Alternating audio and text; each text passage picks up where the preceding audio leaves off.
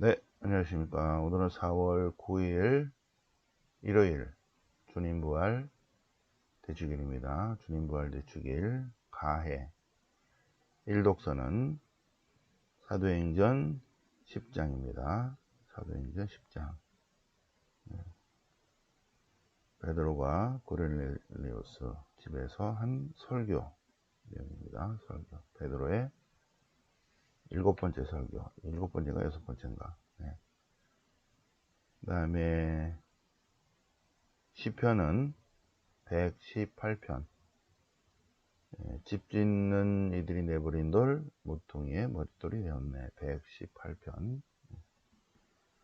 주님께서 이루신 일이라 우리 눈에는 놀랍기만 하네. 이 독서는 콜로새인들에게 보낸 편지 콜로새서. 콜로새서니까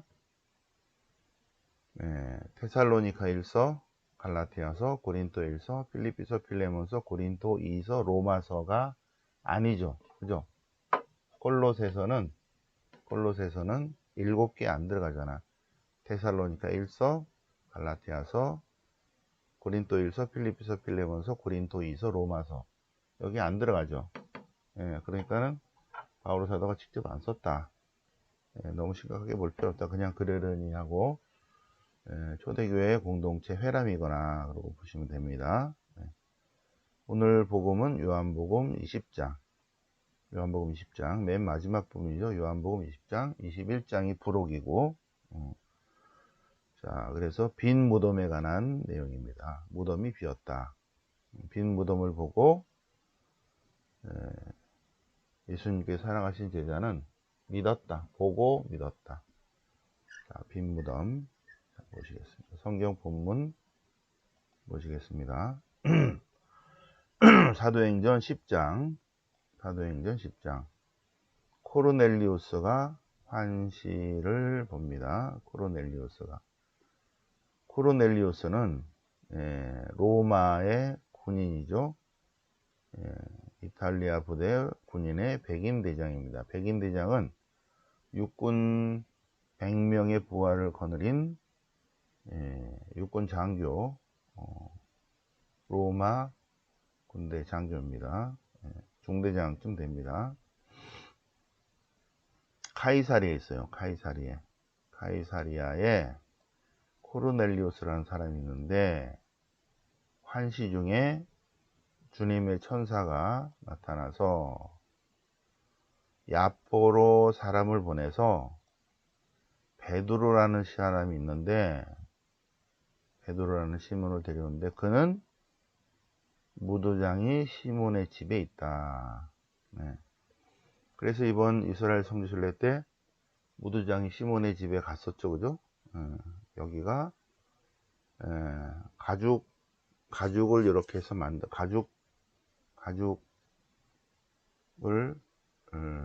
가죽을 염색하는 거죠. 무드장이. 그래서 뭐 구두도 만들고 핸드백도 만들고 뭐 그런 거겠죠. 무드장이 시몬의 집. 그 집에 베드로가 있는데 그게 야포에서 야포. 요빠죠. 지금은 야포로 사람을 보내서 무드장이 시몬의 집에 묵고 있는 베드로를 불러오라 하고 주님의 천사가 그리고 천사가 메시지를 전합니다. 베드로도 환시를 봅니다. 베드로도 환시를 보는데 어떤 큰 암화포 같은 그릇이 내려와서 그 안에 여러 짐승들이 있다는 거예요. 먹어라. 안 됩니다. 하느님이 만드신 것을 속되다 하지 마라. 이런 환시를 보고 있는데 얼마 있다가 이제 코르넬리우스가 보낸 사람들이 왔어요.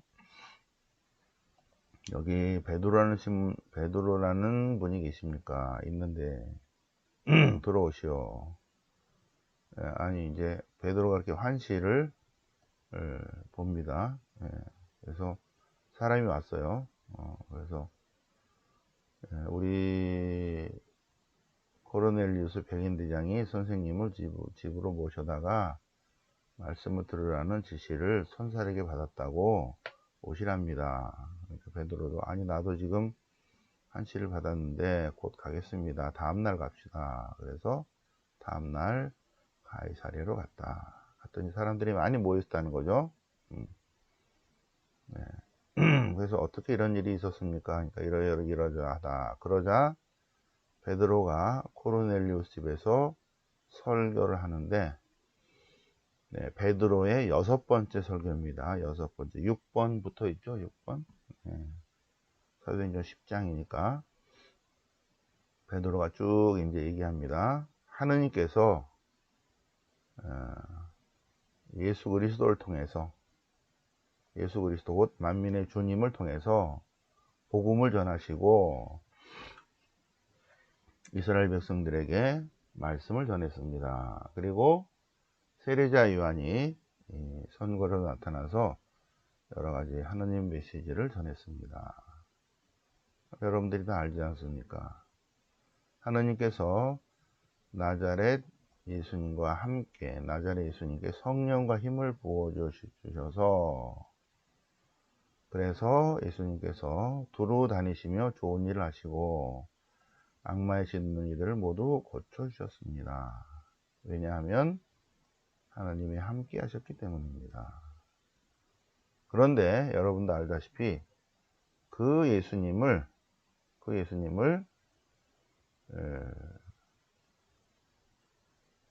유다 지도자들, 물론 백성들이 동조했죠. 예수님을 나무 십자가에 매달아 죽였습니다. 그런데 하나님께서 그분을 사흘 만에 일으키셔서 사람들에게 나타나게 하셨다.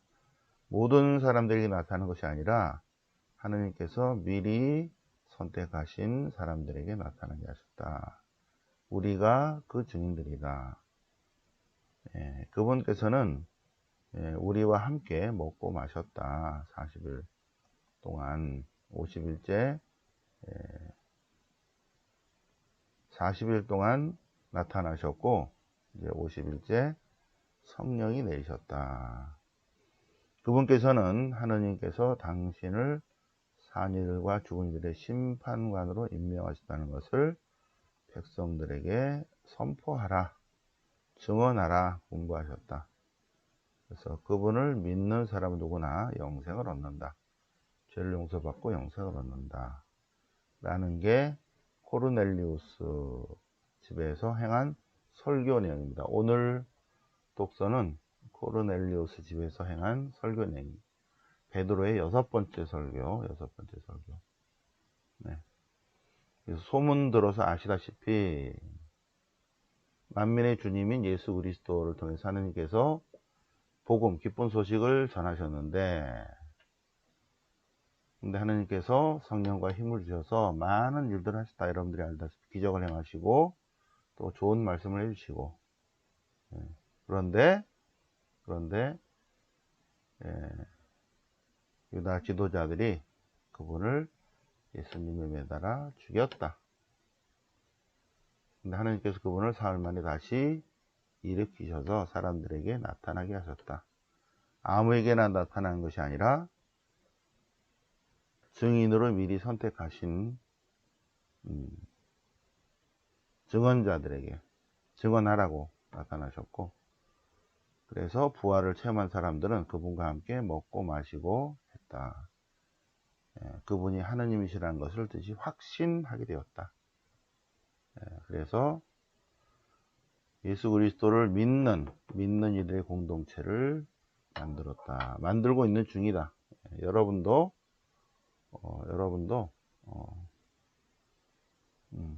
이방인들도 그분을 믿을 수 있다. 그래서 이방인들도 성령을 받다. 그 내용입니다. 시편 118편 파스카 할렐 시편입니다. 주님을 찬송하라, 좋으신 분이시다. 여기서 반복되는 내용. 주님의 헤세드는 영원하시다. 이스라엘은 말하여라, 주님의 헤세드는 영원하시다.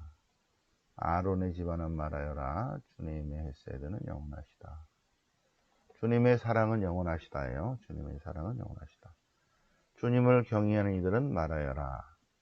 주님의 자애는, 주님의 사랑은, 주님의 헤세드는 영원하시다. 공경 속에서 내가 주님을 불렀더니 주님께서 응답하시고 나를 넓은 곳으로 이끄셨다. 주님께서 나를 위하시니 나는 두렵지 않다.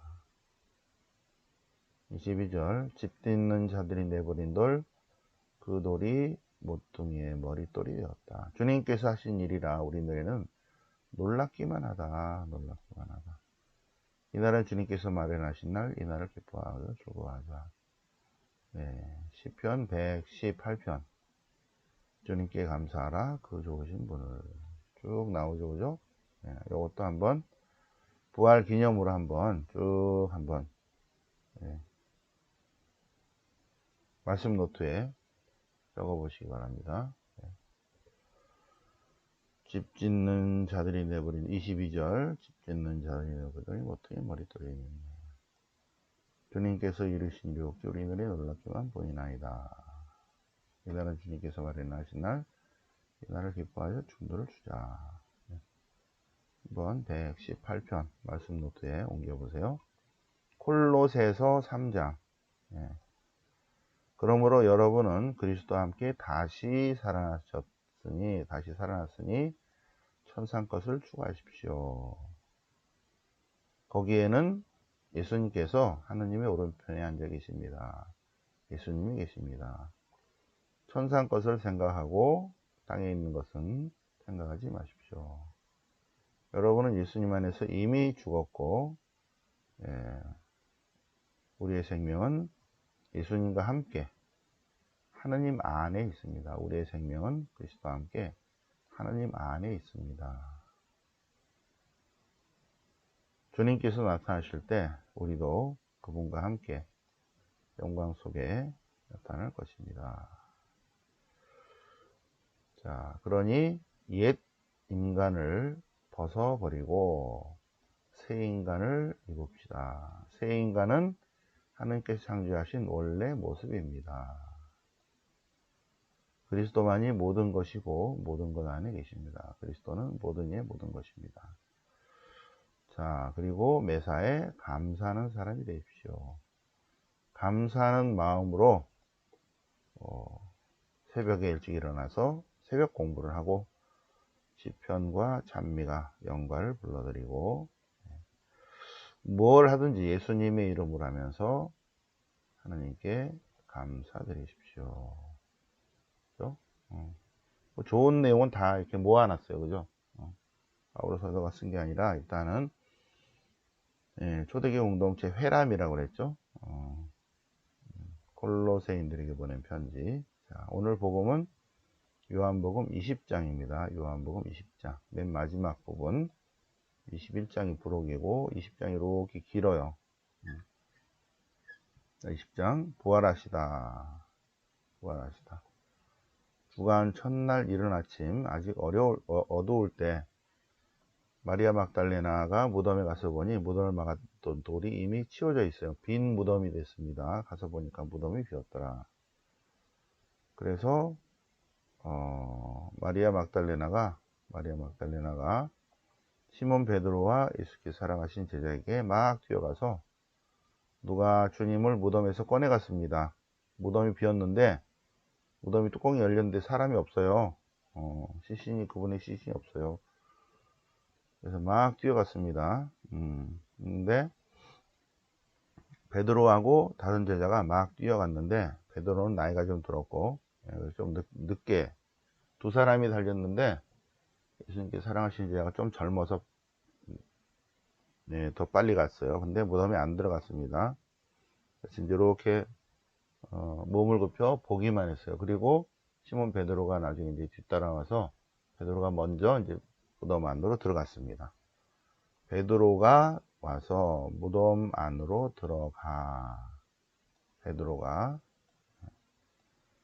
아마포가 놓이는 것을 보았다. 얼굴을 쌌던 수건은 따로 한 곳에 개켜져 있었다. 그제서야 무덤에 다다른 제자도 들어가 보고 믿었다. 그런데 그들은 아직 부활에 관한 것을 알아차리지 못하고 있었다. 그리고 마리아 막달레네에게 나타나시고, 물론 성모님께 먼저 나타나시고, 그 다음에 마리아 막달레네에게 나타나시고, 그 다음에 제자들에게 사명을 주십니다. 믿지 못한 토마스에게 이리 와봐라. 그래서 손가락 집어넣어봐. 이렇게죠. 너는 나를 보고서야 믿느냐?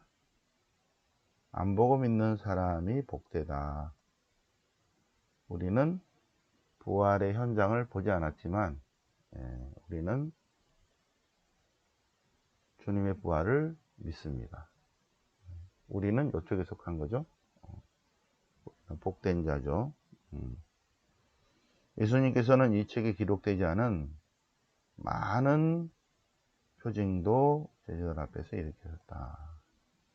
이 책을 쓴 목적은 예수님이 오시기로 된 그분이시다. 그거를 믿고 그분의 이름으로, 그분의 능력으로 영생을 얻게 하려는 것이다. 예수님께서 오심으로써 인간은 동물의 세계에서 동물은 그냥 수명이 닿으면 죽는 그런 존재인데 동물계에 속하지만 인간은 하느님의 모상으로 창조된 존재고, 그리고 영생이 있는 존재라는 것을 다시 한번 확인시키는 것입니다. 그래서 예수 그리스도의 부활로 인해서 우리도 영원한 생명의 삶을 살게 되었다. 영생의 삶을 살게 되었다. 그리스도의 부활 사건은 하느님이 되신 사건이에요. 그리고 그분으로부터 해서 영원한 생명의 시작이 되었고, 예수 그리스도를 믿는 모든 이들은 다 그 길을 쭉 가게 된다는 것입니다. 영원한 생명은 씨앗은 있었는데 시작은 예수님이 하신 거죠. 그분이 본질이 하나님이시다. 우리가 부활절을 지내는 이유는 말이 어렵죠, 그죠? 예수님이 메시아이시다. 하느님의 아들이시다. 하느님의 아들이라는 것은 인간이 되신 하느님이라는 거예요. 이 세상에 올 때는 인간으로 오셨다. 근데 그분의 본질이 하느님이시다. 인간이 되신 하느님을 하느님의 아들이라고 표현한 거예요. 메시아이시다. 구원자이시다는 거예요. 왕이시다. 우리를 구원하신 분이시다. 예수님이 본질이 하느님이시다. 이거를 보여주신 사건이 그리스도의 부활 사건이다. 부활 사건. 그래서 그리스도의 부활 대축일을 맞아서 독서와 복음을 묵상해 보셨고, 자, 4월 27일 설악산 산비정 신청해 주시고, 5월 4일 예언서 월피정이 있습니다. 예언서 월피정 신청하시고, 18일날 마제성지 23, 24, 25, 26 나가사키 성지순례 있습니다. 영광이 성부와 성자와 성령께 처음과 같이 이제 항상 영원히 아멘. 성부와 성자와 성령 이름으로